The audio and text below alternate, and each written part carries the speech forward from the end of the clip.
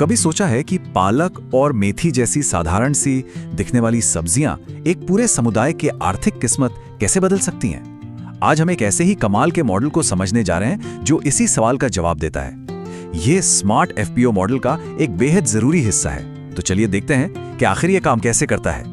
ये जो लाइन है ना, फास्ट कैश फसलें, यही इस पूरे मॉडल का दिल है। ऐसी फसलें जो सिर्फ पेट नहीं भरती बल्कि ग्रामीण परिवारों के लिए रोजमर्रा की आमदनी का एक पक्का जरिया बन जाती हैं। सच में ये एक बहुत ही शक्तिशाली कॉन्सेप्ट है।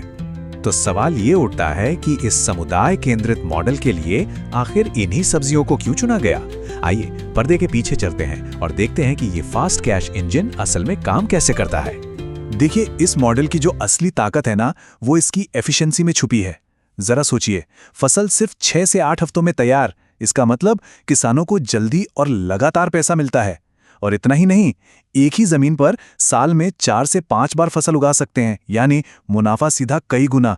ऊपर से कीड़े मकोड़े कम लगते हैं तो ऑर्गेनिक सर्टिफिकेशन पाना भी आसान हो जाता है।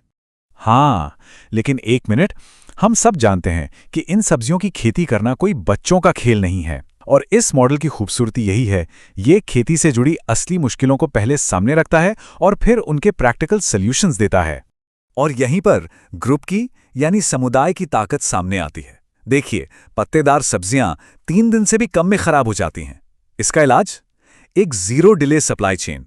और ये तभी मुमकिन है जब पूरा समुदाय एक टीम की तरह काम करे। बिल्कुल वैसे ही इसमें मेहनत बहुत लगती है, जिसे ग्रुप डिसिप्लिन और मिलजुल कर काम करने से पूरा किया जाता है। ये इंडिविजुअल फार्मिंग है ही नहीं, ये एक सामूहिक प्रयास है। तो ये जो सामूहिक कोशिश है, ये जमीन पर दिखती कैसी है? चलिए अब इसके सिस्टम को समझते हैं और देखते हैं कि ये बनता कैसे है। ये याद रखिएगा, ये सिर्फ एक खेत नहीं बल्कि एक बहुत ही सोच समझकर डिजाइन किया गया सिस्टम है। और ये इस पूरी कहानी का सबसे जरूरी हिस्सा है। ये पूरा का पूरा प्रोजेक्ट सेल्फ हेल्प ग्रुप्स यानी एसएचजी के जरिए चलाया जाता है। ये कोई अकेला किसान नहीं है जो काम कर रहा है, नहीं, ये एक समुदाय है जो एक साझे मकसद के लिए एक साथ आया है। इसका स्ट्रक्चर भी देखिए कितना साफ और सरल है। हर 10 एकड़ के क्लस्टर में 10 फार्म मैनेजर्स होते हैं। हर मैनेजर 1 एकड़ की जिम्मेदारी लेता है और इन सब को लीड करता है एक क्लस्टर लीडर। इससे एक प्रोफेशनल टीम की तरह एकदम आसान और ऑर्गेनाइज्ड मैनेजमेंट हो पाता है।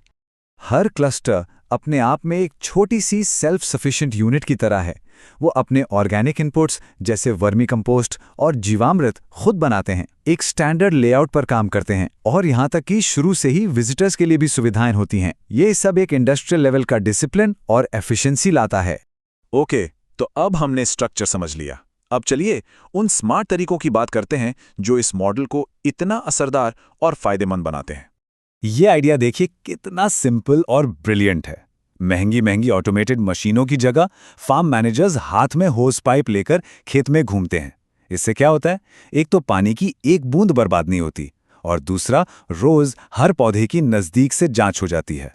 बिल्कुल कम लागत में एक सुपर इफेक्टिव तरीका। अब आते हैं उस हिस्से पर जहां असली जादू होता है। फसल का एक पत्ता भी बर्बाद नहीं जाने दिया जाता। इस मॉडल में समुदाय का मुनाफा बढ़ाने के लिए पूरी की पूरी फसल को 3 अलग-अलग प्रोडक्ट लाइंस में प्रोसेस किया जाता है। इसको समझने के लिए सोचिए, 3 लेवल्स हैं। पहला, सबसे अच्छी क्वालिटी की सब्जियों को साफ करके ताज़ा बेचा जाता है। फिर जो फसल बच गई, उससे पेस्ट या प्यूरी जैसे रेडी टू कुक प्रोडक्ट्स बनाए जाते हैं। ये शहरी कस्टमर्स के लिए बहुत सुविधाजनक होते हैं। और आखिर में तीसरी लाइन, जो सबसे कीमती है, बची हुई सब्जियों को सुखाकर पाउडर बनाया जाता है, जिसे ऑफ सीजन में काफी ऊंचे दामों पर बेचा जाता है। और इस वैल्यू एडिशन से जो फर्क पड़ता है वो कमाल का है। जहां कच्ची सब्जी लगभग 15 रुपए किलो बिकती है, वहीं पाउडर की कीमत सीधे 250 रुपए किलो तक पहुंच जाती है। मतलब 15 गुना से भी ज्यादा का इजाफा। और ये सारा मुनाफा सीधा समुदाय के पास जाता है। पर बात यहीं खत्म नहीं होती। आमदनी का एक और जरिया है एग्री टूरिज्म। ये क्लस्टर्स एक टूरिज्म सेंटर की तरह भी काम करते हैं। लोग यहां आकर खेत से थाली तक का पूरा सफर देख सकते हैं। ये समुदाय के लिए एक एक्स्ट्रा इनकम स्ट्रीम बन जाता है।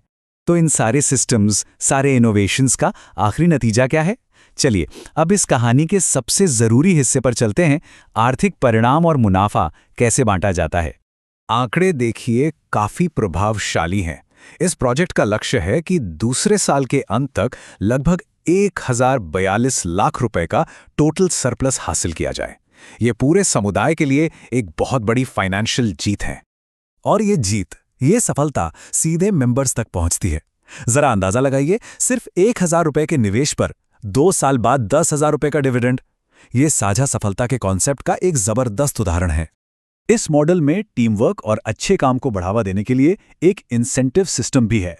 जो प्लॉट्स सबसे अच्छे मैनेज किए जाते हैं उन्हें हर महीने कैश प्राइज मिलता है, और जो क्लस्टर सबसे अच्छा परफॉर्म करता है उसे ई-रिक्शा जैसे बड़े इनाम भी दिए जाते हैं। इससे सभी को अपना बेस्ट देने की प्रेरणा मिलती है।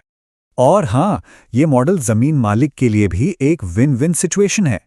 उन्हें एक फिक्स किराया मिलता है जो हर साल बढ़ता है, साथ ही मुनाफे का 2.5% हिस्सा भी।